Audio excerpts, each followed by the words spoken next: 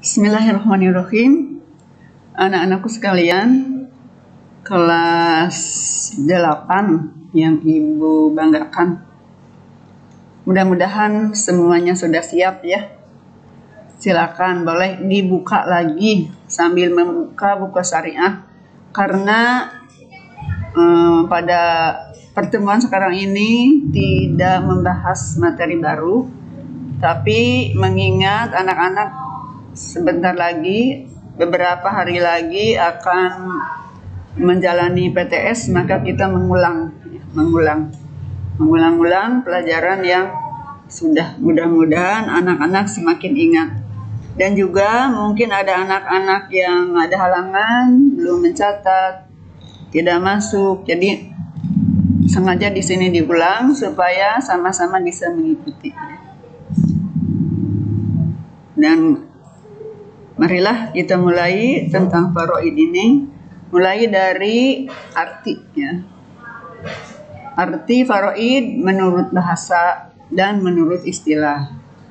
Kalau menurut bahasa, yaitu berasal dari faridun, faridoni, faraidu. Mudah-mudahan anak-anakku masih ingat ya, faridun itu mufrad, hubungkan dengan nahwiyah, faridoni musanna, faraidu jamak. Jamak apa? Masih ingat? Faraidu ya, jamak taksir ya. Faridun, faridoni, faraidu artinya bagian tertentu. Sedangkan menurut istilah, faraid adalah ilmu yang membahas tentang warisan berdasarkan Al-Quran dan hadis. Jadi membahas warisan berdasarkan Al-Quran dan hadis, bukan berdasarkan kebiasaan atau bukan juga berdasarkan surat wasiat. Kalau yang lain kan biasa suka ada berdasarkan surat wasiat, ada pesanan ayah, pesanan ibu. Nah, kalau ini pesannya pesanan dari Rasulullah, Allah dan Rasulnya, berdasarkan Al-Quran dan Al-Hadis. Nah, apa sebabnya harus berdasarkan Al-Quran dengan hadis? Karena ya, setiap amal ibadah itu harus berdasarkan Al-Quran dan Al-Hadis. Hidup kita sehari-hari harus berdasarkan harus sesuai dengan Al-Quran dan Al-Hadis. Sebagaimana hadisnya, mudah-mudahan anak masih ingat ya. Man amila amalan, di sini. Man amila amalan laisa alaihi amruna fahuwa raddun. Man amila, barang siapa mengerjakan amalan, amal ibadah, laisa alaihi, yang tidak ada dalam masalah itu amruna, perintah kami atau contoh kami, fahuwa radun, maka dia itu tertolak ya, Sedangkan pembagian harta warisan itu termasuk salah satu masalah ibadah. Jadi harus berdasarkan Al-Quran dan As-Sunnah atau hadis. Kita di sekolah belajar ya faraid. Kenapa? Karena ternyata Rasulullah juga menyuruh ya. Jadi Rasulullah amanat supaya kita sekalian belajar faraid. Sebagaimana sabda beliau nih, ta'allamul faraid wa 'allimuhan nasa. Masih ingat kan anak-anak? Kita ulangi ya. Ta'allamul faraid wa 'allimuhan nasa. Fa innahu nisful ilmi wa huwa yunsa. Wa huwa awwalu syai'in yunza'u min ummati. Ta'allamu, pelajarilah oleh kamu sekalian al-faraid, faraid, wa 'allimuhan nasa, dan ajarkanlah kepada yang lain. Fa innahu, karena faraid itu nisful ilmi wa huwa yunsa, ilmu yang mudah dilupakan. Wa huwa awwalu syai'in, dan juga yang pertama sekali, yunza'u min ummati, dicabut dari hati umatku. Jadi banyak sekali ya umat Rasulullah yang merupakan atau tidak menghiraukan faraid yang sudah ditentukan oleh Allah dan Rasulnya. Makanya amanat harus dipelajari. Nah, anak-anak berbahagia sekali, beruntung masih kecil sudah belajar faraid. Mudah-mudahan bisa ingat terus sampai dewasa ya. Selanjutnya ada beberapa istilah pokok dalam faraid, yaitu al-muwarrithu, ada al-warithu, ada al-mirasu. Ini dirubah saja anak-anaknya, ini keliru nulis ibu, harusnya al-mirasu. Dilihat disesuaikan dengan yang ada di buku, al-mirasu. Al-muwarrithu yang meninggal, yaitu yang punya harta warisan. Lalu al-warithu ini ahli waris, yaitu yang berhak mendapat warisan. Yang ketiga al-mirasu, harta warisan, itu harta peninggalan.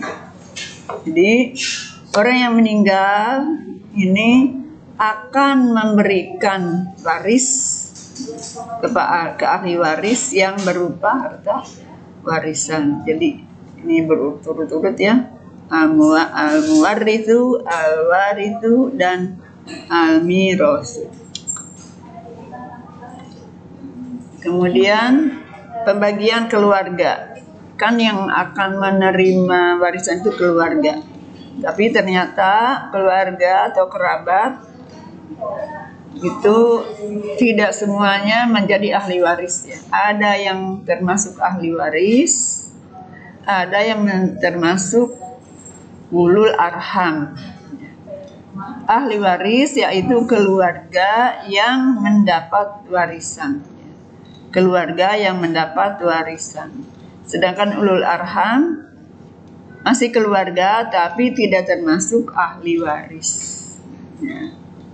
Misalnya ini keluarga dari pihak perempuan. Seperti tadi,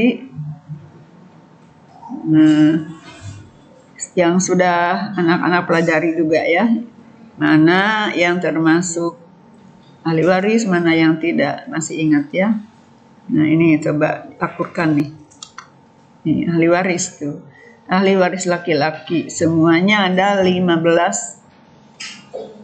Ahli waris laki-laki ada 15. Kita hitung ya. Ini sengaja merah, ini yang mempunyai warisan, orang yang meninggalnya. Ahli warisnya itu ke atas ini adalah ayah. Kemudian ayahnya ayah kakek. Ke bawah itu anak laki-laki, kemudian cucu laki-laki. Ke samping dari waris ini saudara-saudara nih, saudara ada 3 golongan. Ada saudara laki-laki sekandung, saudara laki-laki seayah, dan saudara laki-laki seibu. Kemudian anak-anak saudara. Anak saudara laki-laki sekandung, anak saudara laki-laki seayah. Nah, anak saudara laki-laki seibu itu bukan ahli waris. Nah, ini contohnya ulul arham ya, anak saudara laki-laki seibu. Kemudian di samping dari ayah, ini ada paman kandung ya, PK paman kandung. Kemudian paman seayah nih ya, harus seayah, ini harusnya A ya, dibetulkan. Tapi di catatan udah betul lah, ibu ini salah nanti. Di catatan sudah betul ya, paman seayah. Jadi di samping dari ayah itu 1 paman sekandung dan 2 paman seayah. Lalu putra-putranya, putra paman, anak paman sekandung dan anak paman seayah.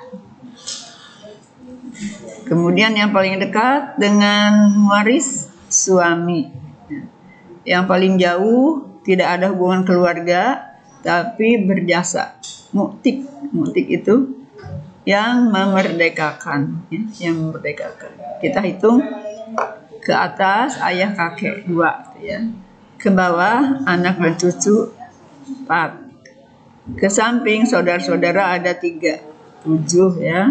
Kemudian putar-putarannya ada 2, berarti 9. Ke samping dari ayah, pamannya ada 2, 11. Anak-anak paman juga ada 2, 13. Lalu yang paling dekat suami 14, dan yang paling jauh tapi berjasa itu jadi 15 ya, semuanya 15. Sekarang ahli waris perempuan itu ada 10. Lebih mudah lagi untuk mengingatnya. Ahli waris perempuan dimulai dari muwaris. Dari muwaris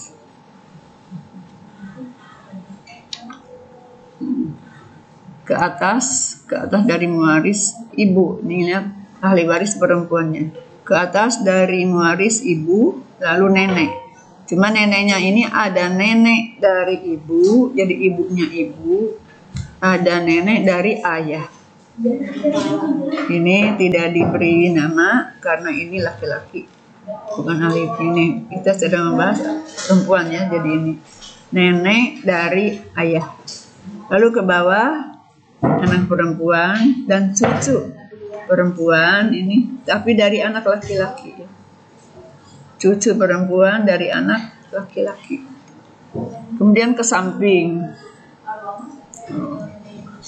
Ini ke samping, ini saudara ya. Ini. Ya. Saudara sekandung, saudara seayah, dan saudara seibu. Saudara sekandung, betul kan? Saudara seayah, saudara seibu. Lalu yang paling dekat dengan muwaris ini istri, dan yang paling jauh tapi berjasa muktikoh. Itu perempuan yang memerdekakan. Perempuan yang memerdekakan. Selanjutnya, tadi sebagaimana disebutkan bahwa ada yang termasuk ahli waris, ada yang bukan. Yang ahli waris itu yang mendapat warisan. Sekarang kita lihat sebab-sebabnya. Apa sebabnya seseorang menjadi ahli waris atau mendapat warisan? Ini ada 4 sebabnya ya. 1, karena hubungan darah. Yang ada hubungan darah tadi sudah disebutkan. Ini ahli waris perempuan 10, ahli waris laki-laki 15. Jadi semuanya ada. Nah, ini ahli waris laki-laki 15, yang hubungan darahnya ada 13 ya, ada 13. Kemudian ahli waris perempuan ada 10, yang hubungan darahnya ada 8 ya, ada 8. Yang kedua karena pernikahan. Nah, tadi di ahli waris laki-laki ini karena pernikahan suami, kemudian di ahli waris perempuan ini istri. Itu karena pernikahan. Yang ketiga, karena ada hubungan agama. Maksudnya ini, jika yang meninggal itu tidak mempunyai ahli waris, maka miros atau ini harta warisan itu diberikan untuk kepentingan umat Islam, diserahkan ke Baitul Mal. Kemudian yang keempat, karena pemerdekaan, yaitu yang tadi di ahli waris itu ada yang disebut muktik, kemudian ada disebut juga muktikoh. Selain ada penyebab yang mendapat warisan, ada juga penyebab tidak mendapat warisan. Tadinya dia itu ahli waris, ya. Tapi ahli waris itu bisa saja tidak mendapat warisan jika, nah ini, jika apa? Ini 1, jika dia itu pembunuh. Yang kedua murtad. Ya. Yang ketiga perbudakan. Yang keempat meninggal dalam waktu yang sama. Adapun penjelasan atau keterangan dari Rasulullah bahwa pembunuh tidak dapat warisan. Ini sabda Rasulullah, laisa lil qatili minal mirasi syai'un. Laisa tidaklah lil qatili bagi pembunuh minal mirasi mendapat warisan syai'un sedikit pun.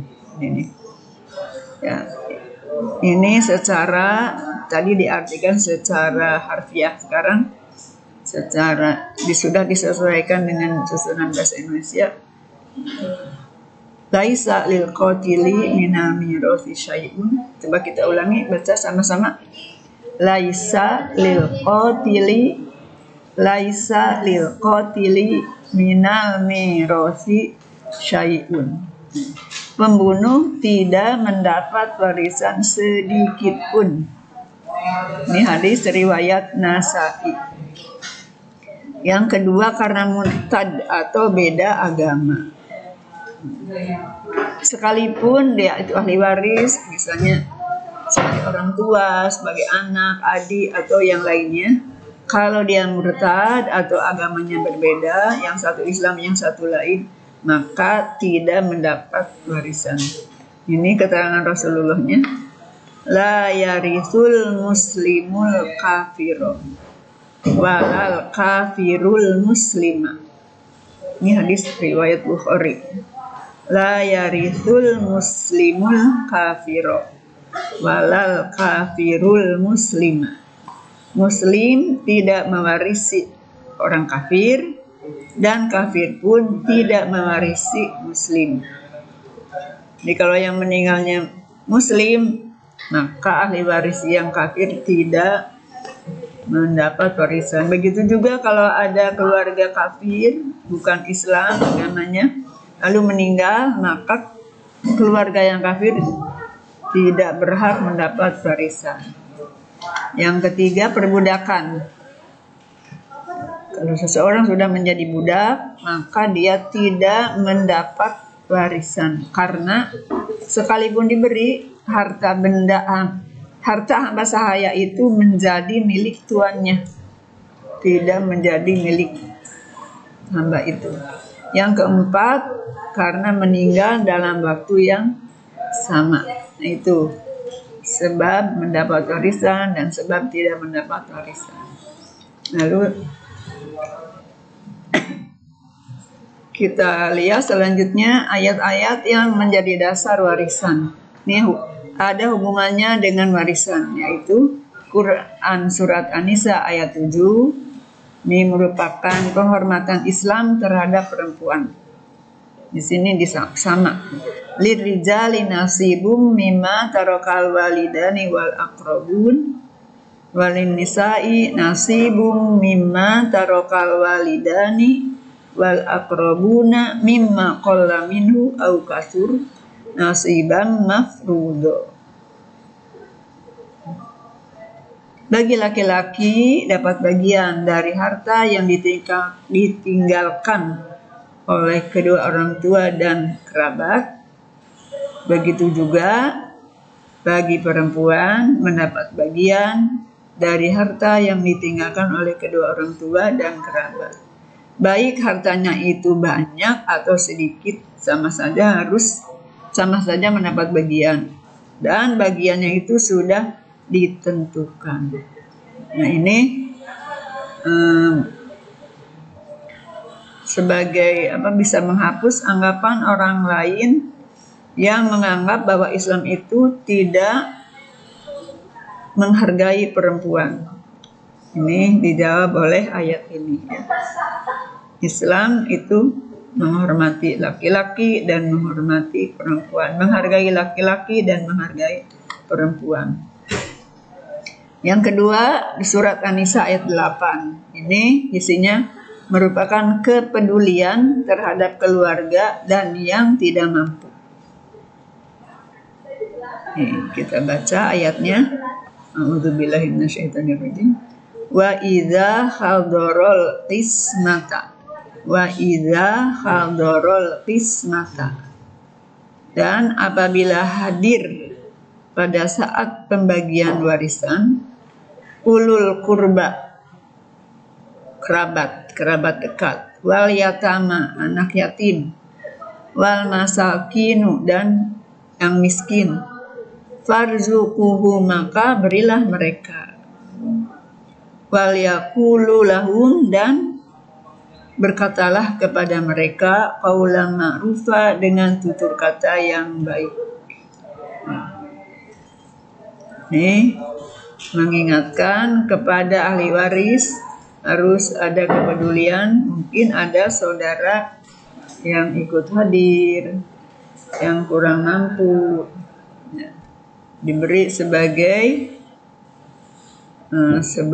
tanda perhatian kepada mereka. Nah, jadi ini ayat-ayat yang berhubungan atau yang mendasari dasar warisan. Jadi surat An-Nisa ayat 7, surat An-Nisa ayat 8, kemudian ada ayat 11, 12, dan 176. Itu isinya adalah penjelasan pembagian warisan bagi ahli waris secara mendetil, secara rinci. Jadi nanti disebutkan ahli waris ini dapat bagian sekian, dapat bagian sekian. Dan yang sudah kita pelajari di kelas 8 ini baru surat An-Nisa ayat 11, ya. Baru ayat An-Nisa ayat 11 juga, belum semuanya. Marilah kita baca ulang yang sudah kita pelajari itu. Kandungan surat An-Nisa ayat 11. Ini satu, bagian waris untuk anak perempuan jika bersama anak laki-laki. Firman Allah, a'udzubillahi minasyaitonirrajim. Yusikumullahu fi auladikum lidzakari mislu hadzil unsayain. Yuk kita baca sama-sama ya. Yusikumullahu. Kita ulangi. Yusikumullahu. Sekali lagi. Yusikumullahu fi auladikum. Fi auladikum. Fi auladikum. Lidzakari. Lidzakari. Bukan lidzakari ya. Lidzakari. Mislu hadzil unsayain. Bukan sa. Yang sudah setoran ini suka rada ini nih di sini nih. Suka agak rancu ya. Hadzil unsayain. Coba sekarang dilihat tuh. Unsa ya. Unsayain. Mislu hadzil unsayain. Terakhir kita baca lagi. Yusikumullahu fi auladikum lidzakari mislu hadzil unsayain. Allah telah berpesan kepadamu tentang bagian waris anak-anakmu. Bagi anak laki-laki sama dengan bagian dua anak perempuan. Nah, itulah yang sudah kita pelajari di kelas 8 ya. Silakan kepada anak-anakku semua dibaca ulang. Dibaca berulang-ulang. Mudah-mudahan nanti dalam PTS anak-anak bisa menjawab dengan betul 100. Itu yang diharapkan ya oleh kita semua ya. Dan juga bagi anak-anak ibu yang berhalangan, tidak ada catatan atau belum menanyakan, belum pinjam untuk mencatat, silakan yang di sini bisa anak-anak lihat ya. Bisa anak-anak lihat. Alhamdulillahirabbil alamin. Terakhir Ibu ucapkan selamat membaca ulang, bermurojaah, selamat membaca ulang. Tetap semangat sehingga kita selalu sehat. Assalamualaikum warahmatullahi wabarakatuh.